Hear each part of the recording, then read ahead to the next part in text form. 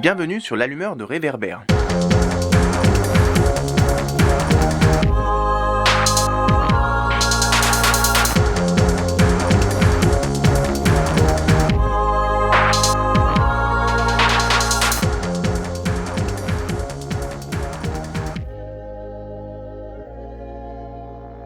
Bonjour tout le monde, bienvenue sur l'allumeur de Réverbère. Aujourd'hui on se retrouve pour poursuivre l'entretien commencé avec deux enseignantes du 93, de Montreuil plus précisément. Jeanne, qui enseigne depuis moins de 10 ans dans le secondaire, elle a aussi enseigné à Paris par le passé. On l'avait interviewée le 4 novembre 2022. Et Marion, maîtresse en primaire depuis plus de 15 ans, elle a déjà enseigné par le passé en REP+, ainsi qu'à Paris. On l'a interviewée beaucoup plus récemment, le 10 janvier dernier. Avec elle, on revient sur le métier d'enseignante dans un département marqué par les difficultés sociales et où la crise profonde de l'école publique est encore plus palpable qu'ailleurs. Si vous ne l'avez pas fait, je vous conseille au préalable d'écouter le 26e épisode du podcast qui constitue la première moitié de ces deux interviews. On va reprendre directement le cours des entretiens sans que je fasse d'introduction longue. On commence avec Jeanne qui nous parle des autres métiers de l'école, en dehors de celui d'enseignant justement. Très bonne écoute.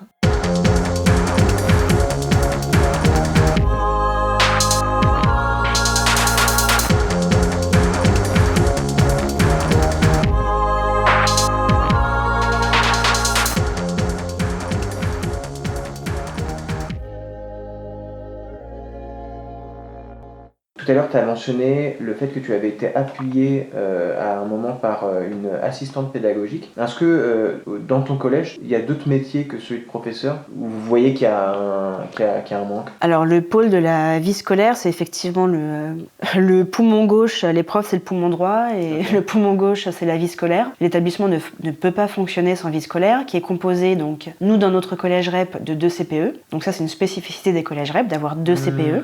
Ils sont chacun en charge de 2 niveaux de classe. Ils se sont répartis le travail comme ça. 7 ou 8 assistants d'éducation, AED. Ils ont un petit peu moins qu'une dizaine. On a également donc 2 assistants pédagogiques, chacune à mi-temps dans l'établissement. Donc les assistants pédagogiques, eux, sont un peu plus diplômés. Ce sont des étudiants en master, les deux. Et eux ont des missions qui sont un peu diverses et variées au sein de l'établissement.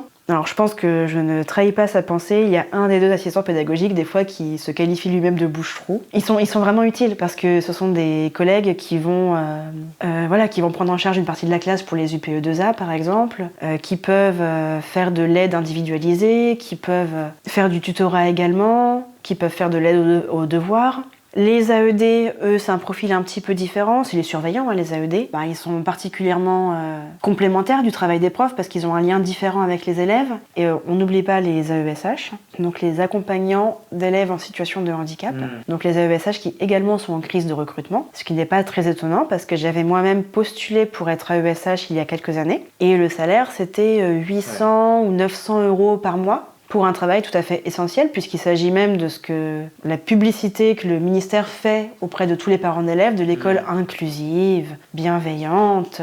Il y a une division, même une division sociale du travail. Les AESH sont principalement des femmes qui ont à cœur d'accompagner les élèves. Moi, les AESH avec qui je travaille dans mon établissement, elles font un travail qui est incroyable, vraiment d'adaptation aux élèves, de recherche personnelle de ressources pédagogiques pour les élèves dont elles sont responsables, qui savent énormément de choses sur la prise en charge de tel ou tel handicap, de tel ou tel problème cognitif. Moi, je discute énormément avec elles pour savoir ce que je peux faire avec mes élèves qui ont besoin d'un accompagnement spécial dans mes classes.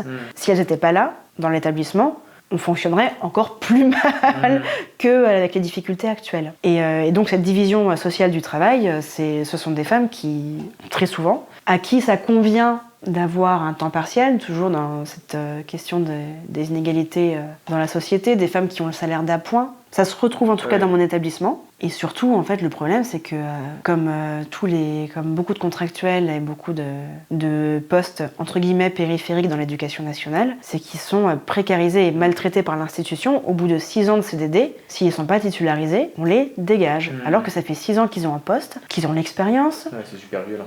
C'est super violent, c'est violent pour les élèves qui sont accompagnés, qui voient du jour au lendemain l'accompagnant changer. C'est inhumain, cette mobilité forcée. Et ça, on le sait, que c'est quelque chose d'inhumain. Et pourtant, c'est ce que l'éducation nationale impose à une partie de son personnel.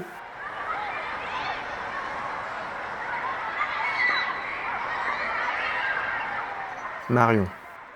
Là, moi, j'ai la chance d'être dans une école avec un groupe d'ATSEM, donc d'agents territoriaux qui travaillent auprès des enfants, qui sont spécialisés dans la petite enfance.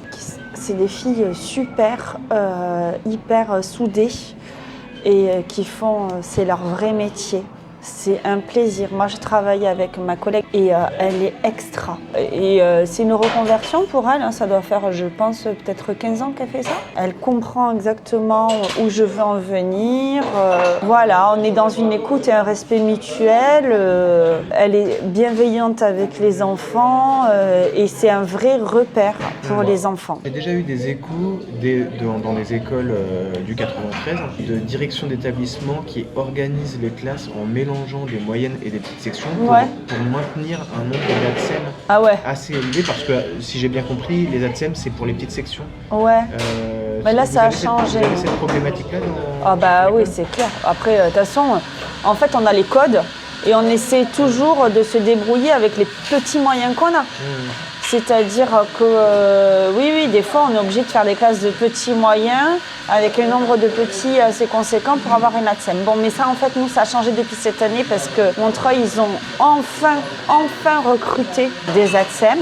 Mais à quel prix, quoi? Du coup, bon, c'est toujours un truc, tu disais à Pierre pour habiller Paul. Oui. Mais enfin, en tout cas, on a des ATSEM chez les moyens aussi. Pas encore chez les grands. Tandis qu'à Paris, t'en as jusqu'aux grands, quoi. Donc ça veut dire que classe de grands, 27 élèves, un prof, pas d'ATSEM. Exactement. Voilà, une classe de grands, ils n'ont quand même que 5 ans. Hein, et à la maison, voilà, ça n'a rien à voir. Là, d'être 27, là, ma collègue, à chaque fois, je me dis, mais franchement, elle est vraiment courageuse, quoi. Voilà, donc à ce métier-là, d'ATSEM, après, oui, comme tu disais, il y a les AESH. Accompagnante d'élèves en situation de handicap.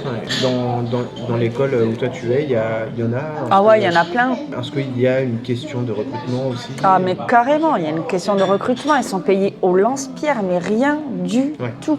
Rien du tout. C'est-à-dire. Cette question-là du salaire, elle se pose aussi pour les ATSEM? Non, parce qu'en fait, les ATSEM, elles sont payées par la mairie. Donc, c'est des agents territoriaux. Et nous, ici, quand même si ce n'est pas des salaires du tout mirobolants, pas du tout, mais il y a une stabilité, voilà. AESH, c'est payé par qui? C'est payé par l'éducation nationale, mais moi, ma collègue, mais par exemple, moi je sais, j'avais une collègue qui était dans ma classe constamment, puisque j'avais un enfant qui était en situation de handicap physique, donc il était, moteur, je veux dire. Du coup, il était complètement dépendant d'elle, et elle passait sa journée avec moi. Elle était payée 800 €. 800 €. Et ensuite, elle avait peut-être 200 € supplémentaires parce qu'elle allait à la cantine aussi, elle faisait les temps du midi, tu vois. Elle était maman de 3 enfants. Non mais et elle était maman célibataire. Non mais tu te dis mais comment c'est possible alors qu'elle faisait son métier, mais sans elle en fait le petit il aurait jamais pu. Alors parce que voilà, c'est bien beau de dire l'école elle est pour tout le monde avec l'inclusion, mais en fait l'inclusion c'est dépendant de toutes ces personnes là, sauf que ils les considèrent mais comme des moins que rien. Là, j'avais une très bonne copine à moi aussi qui était ESH avec qui elle a passé 1 an dans ma classe. Mais c'est pareil, au début, elle accompagnait un enfant, mais tout a été remodifié dans leur mission. Maintenant, ils doivent accompagner 2 ou 3 enfants.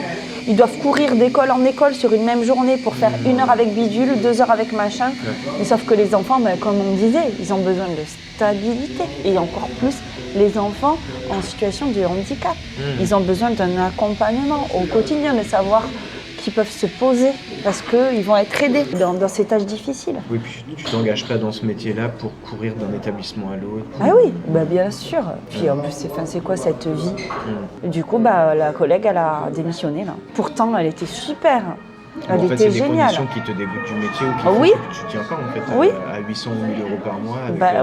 Je pense que c'est intéressant de le remettre aussi en perspective avec le rapport qu'on a avec tous les métiers en général, ce qu'on appelle les métiers du care, les métiers du lien et du soin qui sont fortement féminisés en termes de statut qui sont assez fragiles et en termes de salaire, d'horaires, etc. qui sont hyper précaires.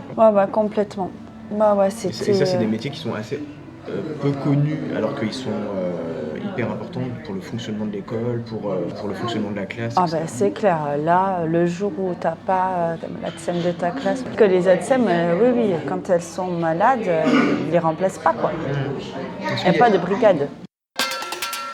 Bah écoute, franchement, je pense qu'on n'en parle jamais, mais nous à l'école, on a une gardienne, mais ça change la vie. Ouais. Tout est plus fluide. Elle est chargée de l'accueil des enfants. Quand il y a des enfants malades, elle les a à côté, attendant que les parents ils arrivent. Enfin, et du coup, tu sais, c'est ce côté, elle vit là.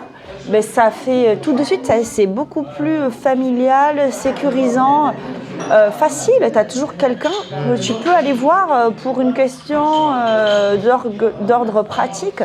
C'est pas anodin. Fut un temps, il y avait des gardiens dans chaque école. En fait, c'est pas rien. Ouais. La vie, elle est plus facile. En fait, il y a la figure de la maîtresse ou du maître, et à côté de ça, il y a toute une équipe pédagogique. Oui, et puis de présence physique même. Prenons l'exemple où tu as un enfant qui est malade en classe. Mais qu'est-ce que tu fais quand tu n'as personne dans la classe? En fait, déjà, tu vas devoir appeler avec ton téléphone personnel. Parce que sinon, ça veut dire que tu vas laisser ta classe tout seul. Tu vas laisser les enfants tout seuls. Tu vas les téléphoner du bureau de la directrice qui n'est pas là parce qu'elle est dans sa classe, par exemple. Mettons, il y a tout un truc qui se met en route. Après, le parent, il arrive. Ok, ben qui est-ce qui va aller ouvrir? Qui est-ce qui va laisser les enfants? Mais on a quand même la sécurité des enfants. Oui, complètement. Voilà. Par exemple, l'année où j'avais 3 enfants en situation de handicap dans ma classe, la même année. Mais je te dis pas le nombre de dossiers que je devais faire. J'étais toujours en train de remplir des fiches et tout ça. Et si tu le fais pas, et c'est ce qui se passe, parce qu'il y a des collègues, ils sont au bout du rouleau. Voilà, ils disent oh non, ça c'est bon, je vais pas me rajouter un truc. De toute manière, j'aurai pas d'AESH cette année. Bah, du coup, ça veut dire que la scolarité de l'enfant, elle est pénalisée. 1 an, 2 ans, 3 ans. Et c'est des enfants qui vont du coup arriver en élémentaire ou au cours de l'élémentaire sans aide en fait. J'avais oublié de te relancer sur cette question-là tout à l'heure. Sur les questions de AESH, est-ce que tu constates des difficultés à identifier certains enfants qui auraient des handicaps, alors pas forcément des handicaps physiques, moteurs, mais plutôt des handicaps psychiques par exemple, ou des formes qui pourraient être identifiées à des troubles du spectre autistique. Est-ce que toi tu constates ça, ou des résistances de la part de parents qui refuseraient de... Oui, mais ça c'est normal. Ça, les parents, c'est normal et il faut les accompagner dans ça. Quand ton enfant il a 3 ans, tu découvres, de toute façon tu es toujours en train de découvrir ce que c'est le développement d'un enfant. Bon, les parents, c'est normal. Mais on manque de psy, de médecins, en fait on n'a rien de tout ça, du A à Z, des maîtres spécialisés. C'est très difficile d'avoir un créneau pour recevoir, parce que monter un dossier MDPH, c'est très très très long. Et de toute manière, quand tu commences à monter le dossier MDPH, tu sais que c'est pas toi qui en profiteras dans la classe de l'aide, tu vois. C'est trop long, tu veux dire? C'est très très long, c'est 1 an et demi avant que le dossier soit traité, 1 an et demi. Donc tu sais que tu fais ça pour la vie de l'enfant. Mais avant que ça se mette en place, il faut que tu aies le psy qui passe, c'est hyper long quoi. Et encore faut-il avoir un psy sur le réseau. Il y a plein d'enfants qui passent à la trappe. Mais bon, je lâche pas l'affaire. Jeanne. Sur la question spécifique des profs et sur un sujet qu'on a juste esquissé qui est la question des salaires.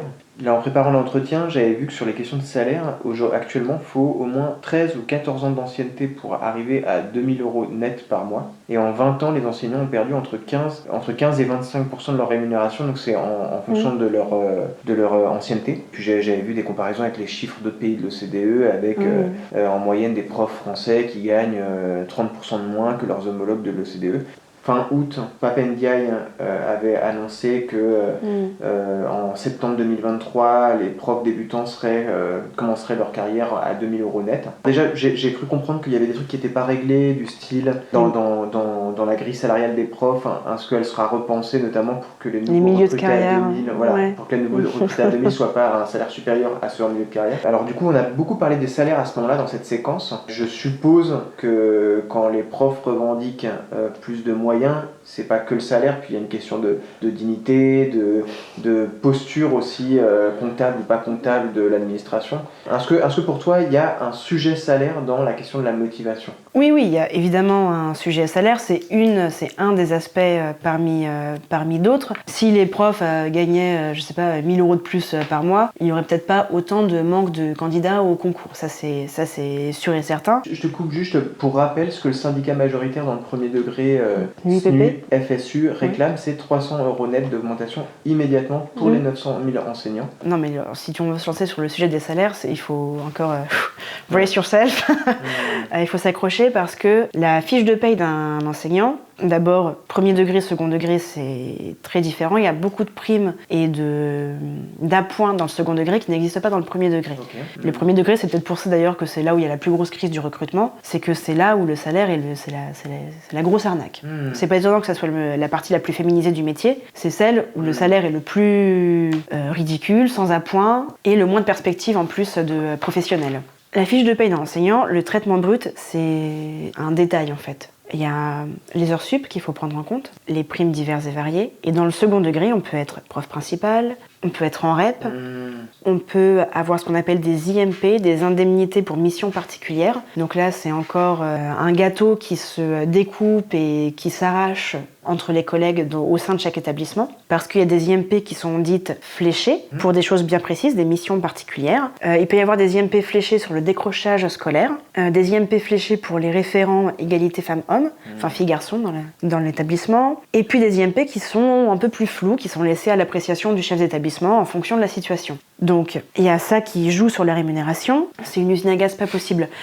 Moi, mon salaire, il peut varier quasiment de 500 € entre le mois avec le plus faible salaire et le mois avec le plus grand salaire. Même plus que 500 € en réalité. Le salaire qu'on touche fin septembre, c'est celui sans aucune prime, sans aucune heure sup, rien du tout. Et donc, autour du 28 septembre, tu vois ta fiche de paye dégraissée. C'est connu pour être le mois, la fiche de paye la plus compliquée.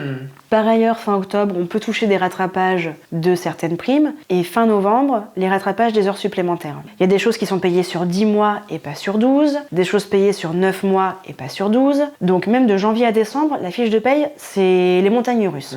Donc il vaut mieux être dans une banque qui connaît ce genre de situation, parce que si par hasard, le conseiller clientèle ou la banque n'est pas familière de ce fonctionnement-là, c'est tendu.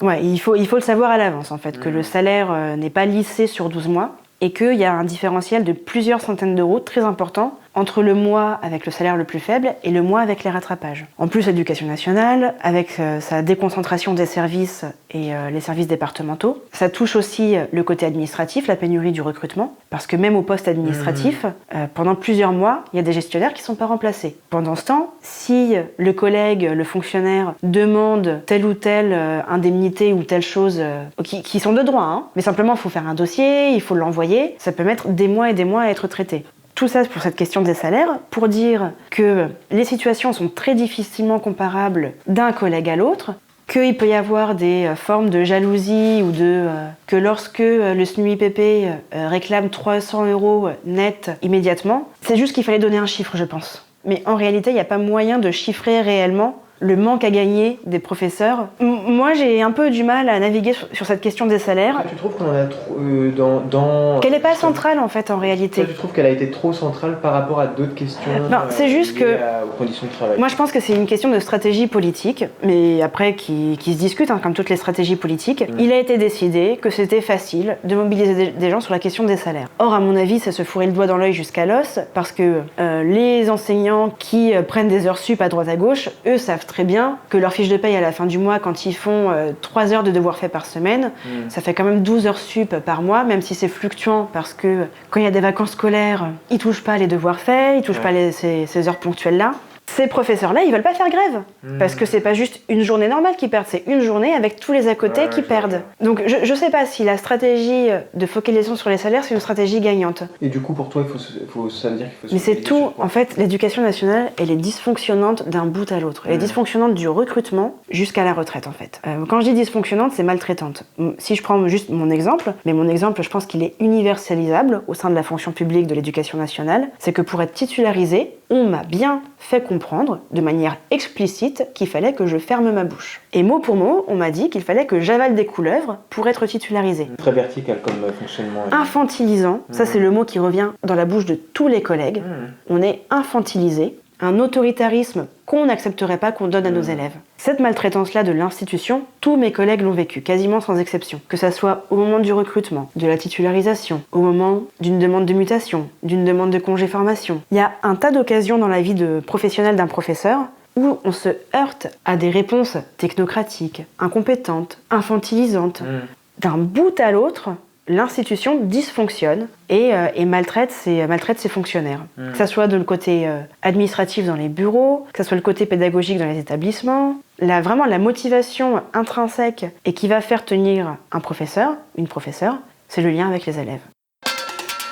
En plus de cette déconnexion entre la tête et le corps, on va avoir en plus quelque chose qui à mon avis n'est pas encore suffisamment analysé parce qu'il faut vraiment l'avoir vécu de l'intérieur pour le comprendre, c'est, je sais pas vraiment comment l'expliquer, vraiment la maltraitance institutionnelle, des choses qui ne sont pas liées ni au salaire, ni à la déconnexion, mais juste au fait que à tous les étages sont promus des gens qui ne sont pas bienveillants. C'est l'organisation même, je blâme pas les individus, je blâme une organisation qui fait que, de facto, on va retrouver à l'inspection des gens qui ne sont pas bienveillants. De facto, on va retrouver parmi les formateurs, les formatrices, des gens qui ne sont plus en poste depuis longtemps ou qui sont là pour se mettre bien avec l'inspection et qui, du coup, ont des plans de carrière, mais qui ne sont pas du tout dans la bienveillance vis-à-vis des stagiaires. Il y a toute une série d'organisations entre le rectorat, entre les organismes de formation, entre les services départementaux de l'éducation nationale, l'administration des établissements, avec des agents départementaux qui eux-mêmes sont soumis à leurs propres contraintes.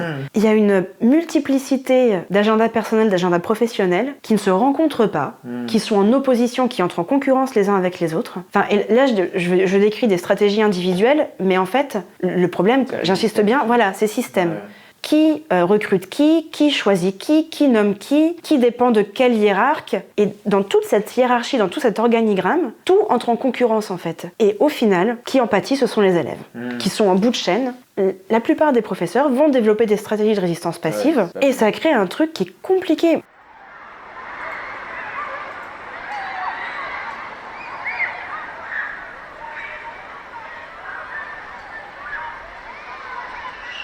Marion. Lorsque Papendia il avait été ministre de l'Éducation, il y avait eu beaucoup d'annonces qui avaient été faites sur les questions de salaire. Tu avais suivi un petit peu ça et est-ce que tu sais concrètement s'il y avait quoi que ce soit ou... Bah oui, il y avait la prime là qu'ils nous ont donnée. Oui, ça fait quoi? Ça fait du coup c'est une prime de 100 €. Bah on peut pas dire que ça change radicalement la vie. Quand tu as 2 enfants, bon, voilà, c'est déjà ça.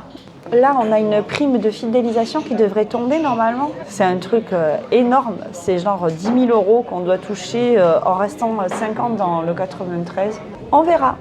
On devait le toucher, on verra. Apparemment, les syndicats ont fait tout un tas de réunions à ce propos et ça devrait se préciser, mais bon...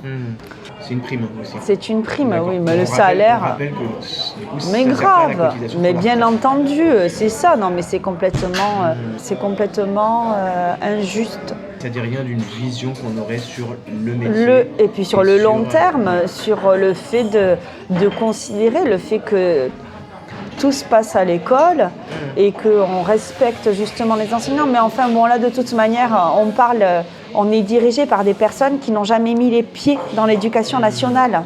Ils ne savent même pas ce que c'est. Leur enfant à l'école publique. Mais c'est sûr. Oui, l'éducation nationale dans l'école publique, je veux dire. Il n'y a personne. Sors-moi quelqu'un qui est passé par l'école publique ou qui met ses enfants dans l'école publique, dans nos dirigeants. Pour eux, c'est tellement loin de leur considération.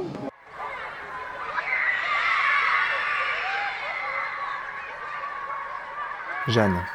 Pour rappel, je l'ai interviewée en novembre 2022, donc les dates que j'évoque dans ma question, ça concerne l'actualité de 2022. Alors je voulais aborder la question des contractuels justement. Ouais. Cette année, il y a 2 événements qui ont suscité pas mal de polémiques et attiré l'attention et des médias et de la classe politique. Début juin, en anticipant un énorme déficit d'enseignants du coup à la rentrée 2022, l'Académie de Versailles avait organisé une grosse action de job dating pour recruter des profs, donc CV, lettre de motif, entretien, en 30 minutes. Fin août, des contractuels diplômés minimum d'un bac+3 et recrutés depuis le mois de mai étaient appelés à enseigner après une formation de seulement 4 jours. Donc par exemple, 150 contractuels ayant vocation à enseigner en école primaire ont débuté à Livry-Gargan à la fin de l'été et sur 4 jours une formation express, et ce recrutement s'avérait indispensable pour pallier le manque d'enseignants titulaires. Donc ça concernait l'Académie de Créteil. Alors il se trouvait que quasi à la veille de la rentrée, Papendiaï promettait, je cite, qu'il y aurait un professeur devant chaque classe le jeudi 1er septembre. Enfin, moi, personnellement, je trouve que ça dit quelque chose de la vision qu'on a des profs, puisqu'en gros, il faut quelqu'un devant les élèves, même s'ils ne sont pas formés. Mais alors, à côté de ça, et c'est des chiffres que vraiment j'ai trouvé en creusant, j'ai vu qu'il y a actuellement 1% des profs en primaire qui sont contractuels, 8% dans le secondaire, et donc 3000 contractuels de plus cette année.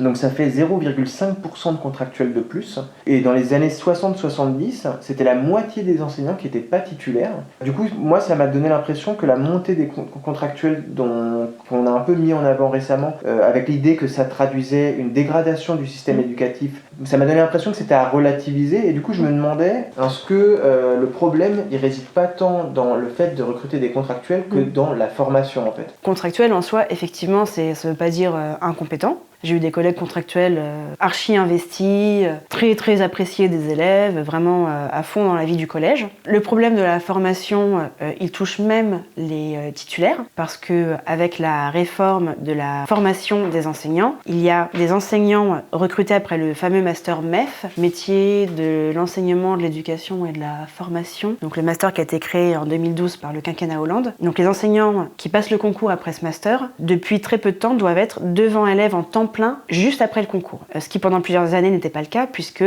on était forcément à mi-temps devant élèves et mi-temps en formation. Mais le problème des contractuels, là, tu as donné des stats nationales qui du coup effectivement sont plutôt rassurantes. Si on se dit à l'échelle nationale, peu de contractuels en proportion. Après, il faut voir la situation déjà académie par académie, et à l'intérieur de chaque académie, établissement par établissement et département par département. Évidemment, la Seine-Saint-Denis, à ce petit jeu-là, on est perdant comme d'habitude, puisque des contractuels, il y en a beaucoup plus en Seine-Saint-Denis que, je sais pas, au hasard, les Hauts-de-Seine. En l'occurrence, ça se traduit par une formation en berne ou par moins de formation? Non, ça se traduit surtout par des organisations d'établissements beaucoup plus compliquées, parce que les contractuels, ils n'arrivent pas au 1er septembre. On arrive au 1er septembre, on fait « Ah tiens, il nous manque tel enseignant qui aurait dû être nommé. » Ah ben non, finalement. Il y a des gens qui sont nommés des fois la veille, qui sont nommés 2 semaines, 3 semaines, 1 mois après. Selon les sous-effectifs des services départementaux, des fois, ils peuvent mettre des semaines et des semaines avant de dénicher un remplaçant pour tel ou tel enseignant. Donc on s'est retrouvé comme ça avec un contractuel super en maths il y a 2 ans, mais qui est arrivé 2 mois après 2 mois d'absence, alors que lui, quand il arrive, il nous dit mais moi je suis dans les listes du rectorat depuis des semaines et des semaines en fait. Et on m'a appelé seulement maintenant. Et là, on ne sait pas à quel niveau de la chaîne d'information et de décision il y a eu un bug, mais des élèves de 3e dans notre établissement n'ont pas eu cours pendant longtemps. Et donc le contractuel est arrivé, il a pris les choses en main, et très bien, parce que comme on dit effectivement, le problème c'est pas contractuel ou pas, c'est qu'est-ce que ça révèle en fait des ressources humaines dans l'éducation nationale. Et aussi qu'est-ce que ça implique pour certains établissements d'avoir un turnover d'un tiers des effectifs à chaque rentrée scolaire. En termes de projet, de pérennité si un enseignant participe, je sais pas moi, à un voyage scolaire. Les voyages scolaires, ça se prévoit d'une année sur l'autre, donc N-1 pour l'année N. L'application peut pas être la même.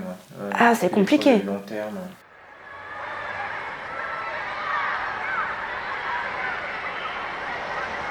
Marion.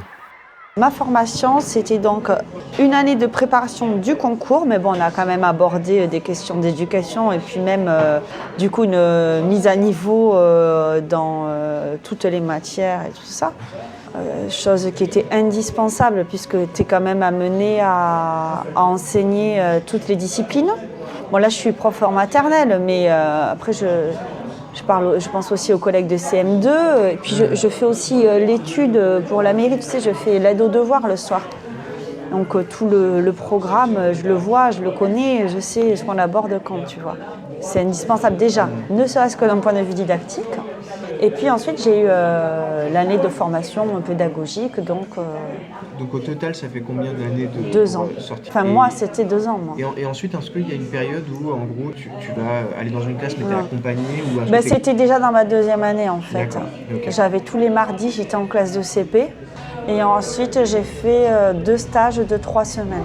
Du coup, les mardis, tu étais en classe de CP dans une classe où le maître ou la maîtresse qui habituellement était là se mettait un peu en retrait, c'est toi qui... Non, elle n'était pas là du tout. J'étais d'accord. en charge Ok, de la ok. classe. Ok, d'accord. Ouais, elle faisait une formation. Qu'est-ce que tu en penses de ces 2 années-là? Bah là, franchement, là, les collègues, du coup, que je vois qui sont en formation, elles passent le concours et elles ont une année de stage et d'enseignement en même temps. Elles font une semaine pas à l'UFM, je sais plus comment ça s'appelle, à l'INSPE, et une semaine à l'école. Ok. Elles font des allers-retours. Mais bon, le problème, c'est que, en fait, tout le problème, c'est la maternelle. La maternelle, c'est vraiment un milieu qui est méconnu en tant qu'enseignement. Du coup, les profs à l'INSPE, souvent, ils ne savent pas du tout ce qu'on fait à la maternelle. C'est complètement décroché pour eux de leur réalité. Ah ouais, Donc, parce qu'il y a tellement de choses qui se jouent déjà dès la ben maternelle, oui. c'est fou. Et puis surtout, ce qui manque, c'est de la gestion de classe. Il n'y a personne qui t'apprend ça. Personne ne t'apprend ça. Même moi, par contre, à l'UFM, j'ai jamais appris ça, quoi. Et c'est ça qui pêche aussi. Il devrait y avoir des cours sur ça, quoi. C'est-à-dire comment rattraper le groupe, qu'est-ce que c'est qu'un groupe d'élèves avec des individualités, des profils d'élèves. Parce que c'est les rythmes de l'enfant, ça tu l'apprends un petit peu, tu vois, mais même d'un point de vue physique aussi, le fait que physique et physiologique, tu vois, les enfants, t'as des profs, ils n'ont pas d'enfants, tu vois.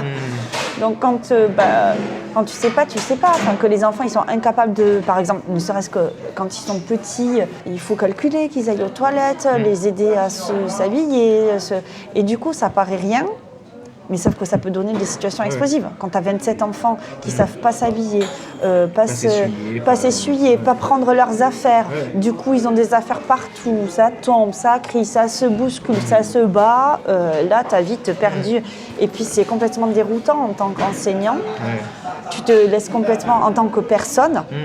Enfin moi j'ai des collègues, les collègues stagiaires, franchement, allez, au moins une fois par semaine, tu les vois en train de pleurer parce qu'elles sont au bout du rouleau. Hein.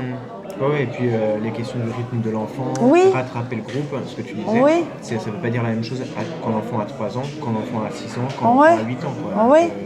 C'est hyper difficile d'être avec un groupe d'individualité, agencer une classe, parce que c'est nous qui faisons ça, organiser les coins dans la classe et tout ça, ça, il n'y a pas de formation sur ça, parce que c'est la littérature de jeunesse.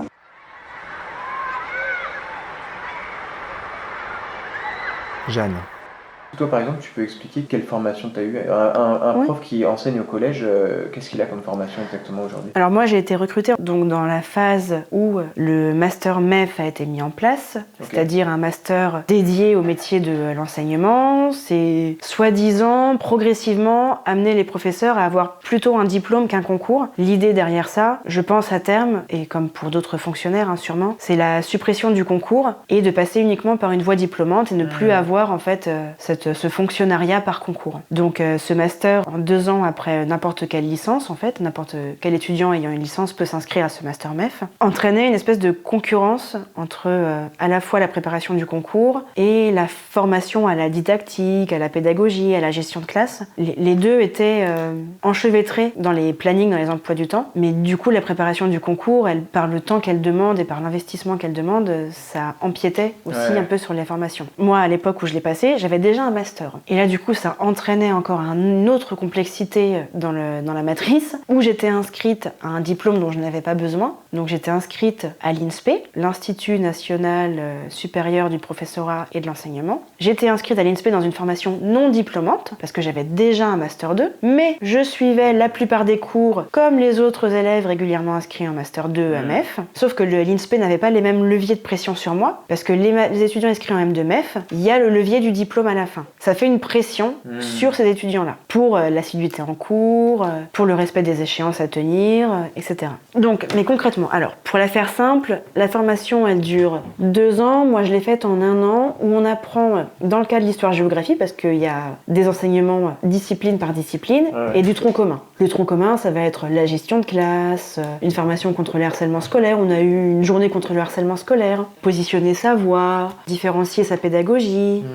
Il y a tout un tas de choses un peu à la carte qu'on va choisir qui sont dans le tronc commun. Il y avait des choses sur la laïcité, il y avait des choses sur l'égalité filles-garçons, la mise en place de projets égalité filles-garçons. Donc il y a des enseignements transversaux sur les aspects citoyens du métier, sur des aspects un peu techniques, autorité du métier. Et puis des choses vraiment disciplinaires, où on va apprendre par exemple comment utiliser correctement un document en géographie, qu'il ne faut pas se fier au tout document, et ne pas faire un cours uniquement à base de documents, qu'il faut avoir un regard critique nous-mêmes sur le document, pour qu'on puisse transmettre ce regard critique auprès des élèves. Donc il y a un certain nombre de choses qui sont intéressantes.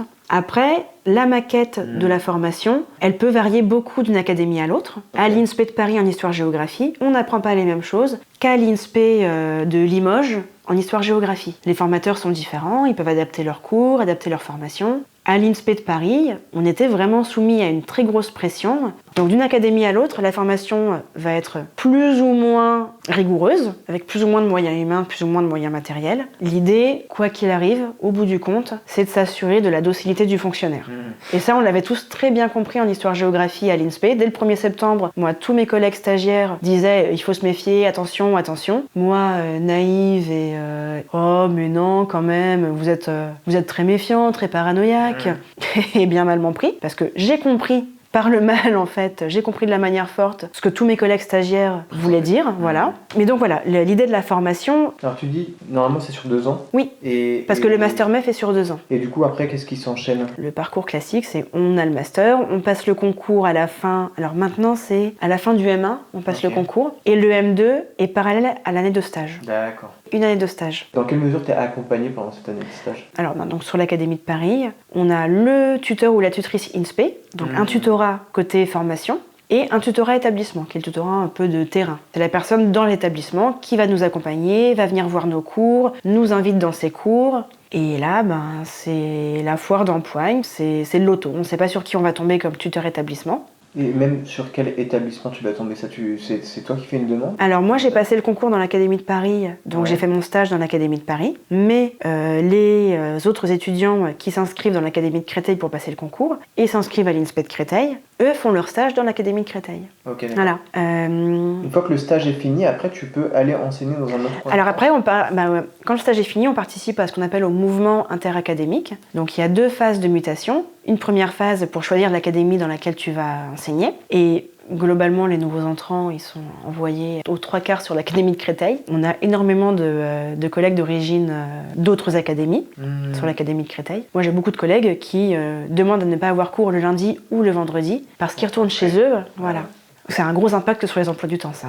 Le lundi et le vendredi, les gens comme moi qui ne les demandent pas ont des journées très très chargées du coup. Et quand on te dit d'aller enseigner dans tel établissement, il n'y a pas vraiment matière à... Tu fais des vœux, mais alors les vœux, ça c'est... Parce que j'avais vu que ça c'est encore un autre... professeurs titulaires renonçaient à enseigner parce qu'ils n'avaient pas suffisamment de points pour obtenir leur mutation issue de leur famille. Et du coup, il y avait une situation un peu ubuesque, c'est qu'en France, on a 8000 professeurs qui sont en disponibilité, mais inemployables par l'éducation nationale. Du coup, je ne connaissais pas ce chiffre. En fait, c'est que tu cumules des points, c'est ça?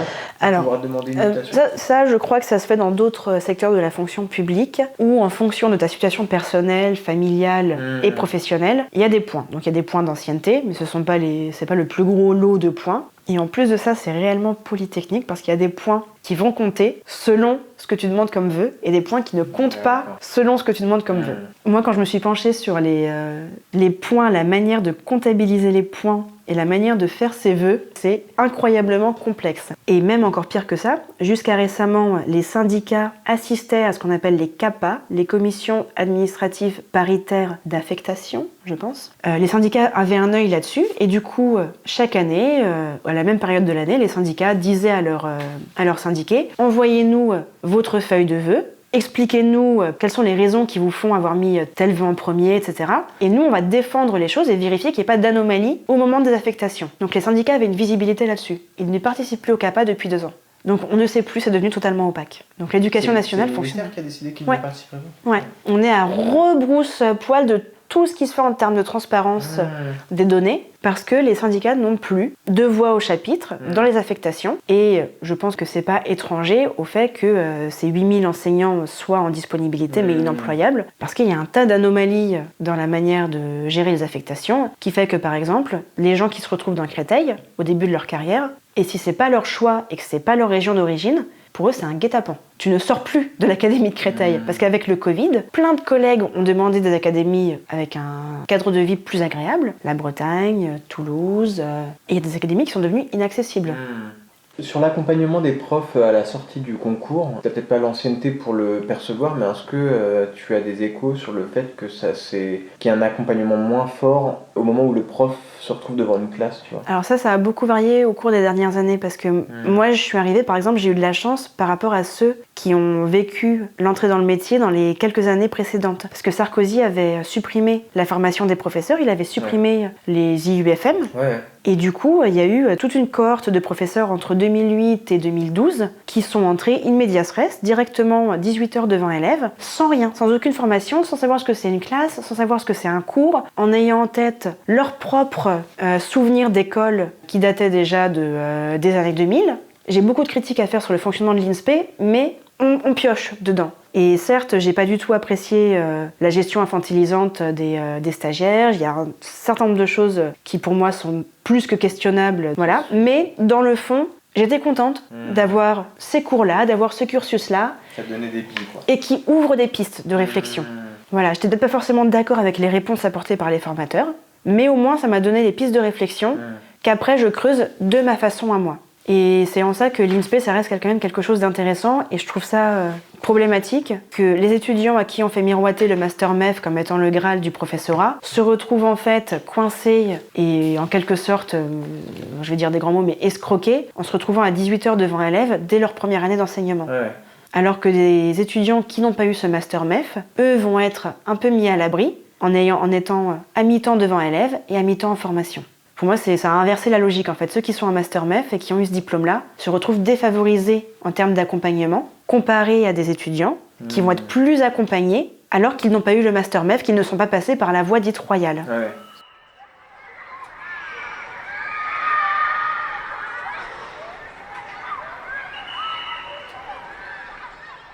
Marion.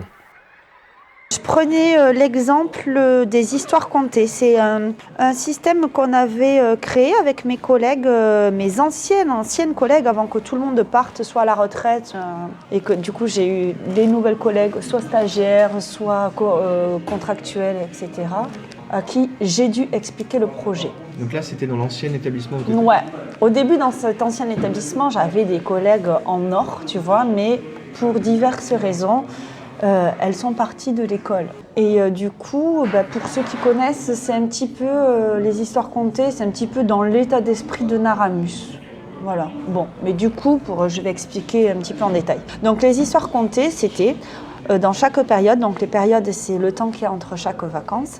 On choisissait un thème entre collègues, et ça pouvait être par exemple, je sais pas, le loup, les peurs, les contradictionnels, etc. On choisissait chacune et chacun un album de jeunesse en fonction de ce thème. On l'étudiait et on voyait les difficultés que pouvait avoir un enfant pour s'approprier l'histoire, et ensuite on en faisait du coup le récit aux enfants. L'objectif, c'était vraiment que chaque enfant rentre dans l'histoire, puisse s'identifier au héros ou à l'héroïne, à ses émotions, anticiper sur ses réactions, etc. Pour que vraiment le boulot de l'album de jeunesse se fasse. Parce qu'un album de jeunesse, c'est ça, quoi. C'est arriver à faire vivre des émotions à l'enfant. Comme ça, on met des mots dessus et on peut avoir un objet extérieur pour aider à avancer dans sa vie au quotidien, quoi. Et du coup, pour arriver à ça, on fabriquait aussi du matériel. Donc, c'était des éléments de l'histoire qu'on fabriquait ou qu'on découpait selon, en fait,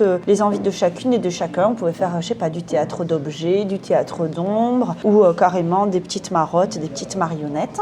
Ok, voilà. Très chouette. Ouais, c'était super. Ouais. En fait, c'est un travail d'oralisation que tu fais. Bon, on lit pas le livre, on le montre après, mais l'histoire, c'était qu'on faisait avec des marionnettes, par exemple, et sans arrêt, on reparlait, faisait, oui, du métalangage, quoi. Et donc, par rapport à la question que tu me posais, comment ça se ressentait dans mon ancienne école, c'était notamment autour de ce projet-là, où les collègues, ça ne leur évoquait rien. C'était le néant. Quand on parlait de toute cette histoire d'implicite, du fait que l'enfant ne peut pas arriver à comprendre et tout ça. Ou à se projeter à la place du personnage. Oui, c'était le néant. Elle n'arrivait pas du tout à se mettre, à se décentrer, à imaginer qu'un livre, c'était pas que du papier. Forcément, quand tu fais pas du tout ce métier, j'en sais rien, moi, que tu travaillais dans une banque et que le lendemain, tu te retrouves prof. Encore plus si tu n'avais pas d'enfant.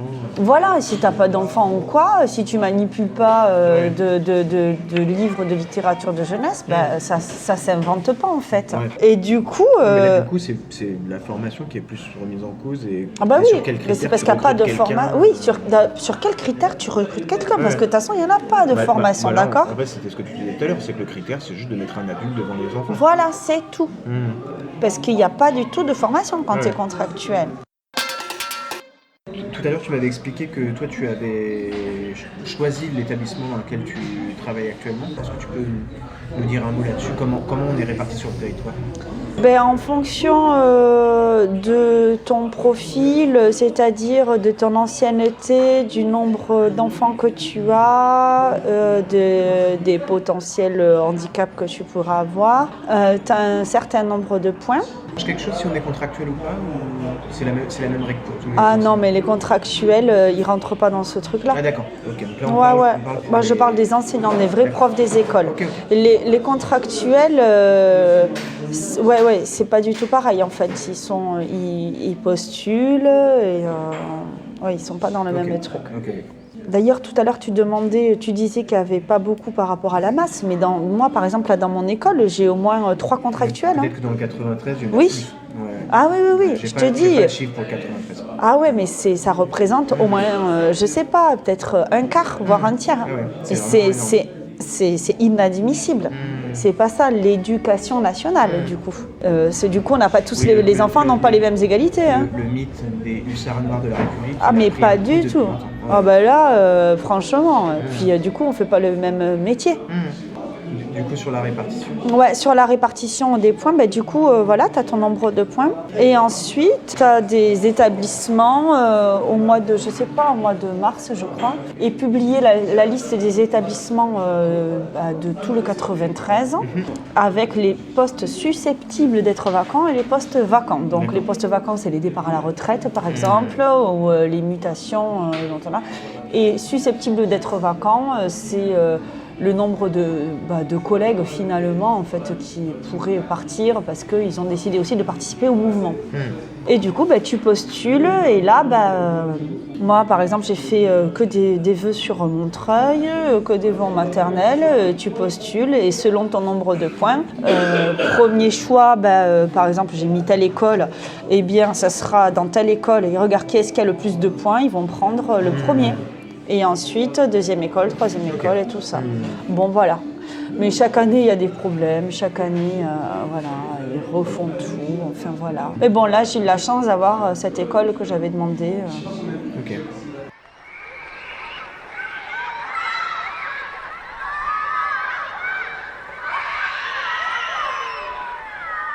Jeanne. Sur les écoles privées, le rectorat joue là-dessus et a besoin de ça pour faire baisser les effectifs dans les écoles publiques, pour faire baisser les nombres de professeurs dans les écoles publiques. Et pour moi, c'est un détricotage de l'école publique qui est organisé, c'est même pas de la théorie du complot, là, c'est évident. Quand on nous file, comme je disais tout à l'heure, des dotations horaires globales qui ne prennent pas en compte 100% des élèves de CM2 et qui planifient l'évaporation des élèves vers le privé, ça s'appelle la prophétie auto-réalisatrice. C'est on planifie que certains vont vouloir dégager à cause du manque de moyens dans le public, mais du coup, de fait, C'est vraiment une réflexion toute récente, moi, que je me suis faite, c'est sur l'appellation même d'école privée, parce qu'on a beaucoup en tête que l'école privée, c'est quelque chose de cher, alors qu'en fait, en particulier en Seine-Saint-Denis, j'ai l'impression qu'il y en a pas mal, et en fait, à part les frais de cantine, c'est quand même très accessible. Oui. Du coup, ce que j'ai l'impression... C'est le privé sous contrat, ça. Ça a un statut différent, c'est ça? Ouais, les professeurs sont payés par l'État. Voilà, exactement, mais c'était là où je voulais en venir en fait, c'est que comme elles sont très subventionnées, du coup en fait ça veut dire que les profs qui sont en face des élèves, ils sont payés par l'État, mais comme des profs du public sont payés par l'État. Et du coup l'impression que ça me donne moi, c'est que dans des territoires qui sont en cours de gentrification et où on pourrait penser que sans école privée, il y aurait de la mixité dans les écoles, mais ce qui suppose aussi que l'État met les moyens pour qu'il y ait plus de classes, plus de profs, pour accueillir ces élèves dans des territoires qui sont en croissance démographique. En fait, moi l'impression que ça me donne, c'est qu'en fait on a créé 2 écoles, une publique, mais où les parents donnent juste un petit peu d'argent pour que les élèves soient dans une certaine mixité sociale, parce qu'il n'y a pas que des gens riches en fait dans ces écoles, et une école au rabais où tu ne payes rien à l'entrée, mais en fait il n'y a que les élèves dont les parents n'ont pas les moyens de les sortir de là qui vont. C'est ça. Du coup ça donne l'impression qu'on a créé une école publique à 2 vitesses, une un peu payante et l'autre pas payante pour les pauvres. Exactement, exactement. Ça il faudrait remonter, c'est en 86 quand il y a eu les grosses manifs pour la liberté pour l'école libre. Pour l'école libre. Ouais, c'était les tailleurs Chanel qui sont descendus dans la rue pour préserver leur public payant, comme tu dis, effectivement. C'est exactement ça, c'est du public payant, sponsorisé par l'éducation nationale parce qu'ils n'ont pas osé fâcher trop monsieur et madame du 16e arrondissement qui étaient quand même bien contents d'avoir une école privée mais sans gréver trop leur héritage après et leur PEA. On a fait entrer le loup dans la bergerie de cette manière-là, tout en parallèle avec la gentrification et tous les gens qui sont très contents du prix de l'immobilier à Montreuil mais qui sont pas contents de l'école de Montreuil. Toujours pointer les responsabilités individuelles, c'est toujours délicat. Ça clairement parce que l'individu il est pris dans un système social, économique, etc. Clairement, c'est pas 100% du problème, sinon ça serait beaucoup trop simple. Il suffirait d'aller culpabiliser 3 parents là à la sortie de l'école et le problème il serait réglé. Donc bien sûr, évidemment, c'est plus compliqué. Néanmoins, il y a aussi beaucoup d'a priori, beaucoup de préjugés, beaucoup de déni en fait du propre privilège qu'on peut avoir parce que avec la gentrification, on a quand même des gens qui ont des situations socio-économiques, des capitaux, un capital culturel très important et qui ont peur que leur chérubin soit noyé dans le collège public. Et ça ça va contre toutes les études qui ont été faites sur le sujet où au contraire un élève qui a un bon milieu social en fait, il est très peu affecté par le niveau de l'établissement dans lequel il se trouve. Et au contraire, il apporte énormément à l'établissement parce que la dynamique de travail va être différente dans les groupes classes. Il y a une espèce de système où l'idée est acceptée, elle n'est même pas questionnée, qu'on puisse choisir son établissement scolaire. Et il y a peut-être un problème à ce niveau-là déjà, dans l'idée du choix et du marché scolaire. Marion. Dans le quartier dans lequel je réside, en Montreuil, on a 5 écoles qui dépendent d'un collège qui en REP+. À partir de l'école maternelle, c'était assez mixte et en élémentaire, ça commence à devenir de moins en moins mixte jusqu'au collège où vraiment toutes les personnes, disons de classe moyenne, même à partir du CE2, CM1, tout le monde fuit l'école. Et même des parents qui ont été élèves dans ce collège et qui maintenant ne veulent plus parce que les conditions se sont trop dégradées. Donc là, je te parle de personnes historiques du quartier, tu vois. Et du coup, on a monté une asso avec différents parents du quartier pour essayer de lutter contre ça et pour essayer de ramener le bien-être dans le quartier, le bien-vivre ensemble, le fait de se connaître, de rencontrer l'autre parent, parce qu'autant maternelle, c'est assez facile de parler avec les autres parents, mais après finalement, tu parles qu'aux parents qui te ressemblent, plus ou moins. L'idée, c'était de faire des temps ou d'ouvrir un lieu, là en l'occurrence maintenant, où les parents se rencontrent, les enfants se rencontrent et tissent des liens ensemble. Pour te donner des exemples, du coup, entre autres, on a ouvert une bibliothèque de quartier. Donc tous les samedis après-midi, on a des temps où les enfants et les parents se retrouvent, où on fait autour du livre déjà, parce que c'est une vraie bibliothèque. Et en plus, on fait des ateliers gratuits à destination. Tout est toujours gratuit, bien entendu. L'objectif, avec des ateliers pour les enfants. Il n'y a pas de bibliothèque ? Non, à côté de chez nous, il n'y avait rien. D'accord. C'est au moins à 20 minutes à pied et avec les enfants, les poussettes et tout, tu le fais jamais dans la bibliothèque. Et du coup, en fait, c'était impossible. Donc voilà, on a ouvert ce lieu et puis en plus, on en fait vraiment une plateforme un peu, un lieu de rencontre, mais aussi d'ouverture culturelle, avec les cultures au sens large et aussi la culture, puisqu'on fait des collaborations avec le Théâtre Public de Montreuil, avec la Maison Populaire, avec le Centre Thiers, CNews, et on est des mamans bénévoles, tu vois encore. C'est ce que tu disais sur le Caire, c'est toujours les mêmes. Ouais. Au début, il y avait des papas, puis en fait, la vie fait que, en fait, celles qui restent, c'est des mamans. Et en fait, on est là tous les samedis pour ça, pour développer des projets, pour faire quelque chose qui a vraiment un intérêt, voilà, pour faire du lien avec les lieux culturels. Pour moi, le seul élément de lien entre les populations, c'est les enfants. C'est là où tu vas rencontrer des gens qui ne te ressemblent pas forcément. Mais on a tous les mêmes problématiques, on veut le meilleur pour nos enfants. C'est tout.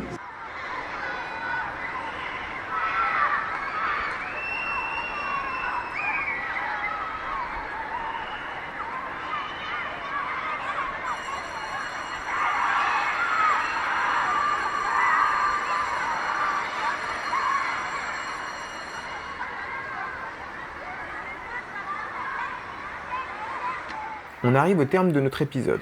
Vous l'avez compris, la temporalité des interviews fait que nous n'avons pas pu aborder les dernières polémiques avec la désormais ex-ministre de l'Éducation Amélie Oudéa-Castéra, ni les dernières réformes présentées par Gabriel Attal lors de son arrivée à Matignon. On espère toutefois que ce double épisode vous a permis d'appréhender au mieux la crise de l'école publique, avec ce zoom sur le 93. Après les épisodes que nous avions réalisés sur l'hôpital, il nous avait semblé logique d'aborder ce sujet crucial qu'est la défense de l'école publique. On remercie sincèrement Jeanne et Marion pour leur témoignage très riche et on leur souhaite bien du courage pour la suite. Quant à nous, on se retrouve le mois prochain pour un épisode pas très éloigné du sujet d'aujourd'hui puisqu'il sera consacré au mouvement d'éducation nouvelle. À dans un mois et gardons nos lanternes allumées.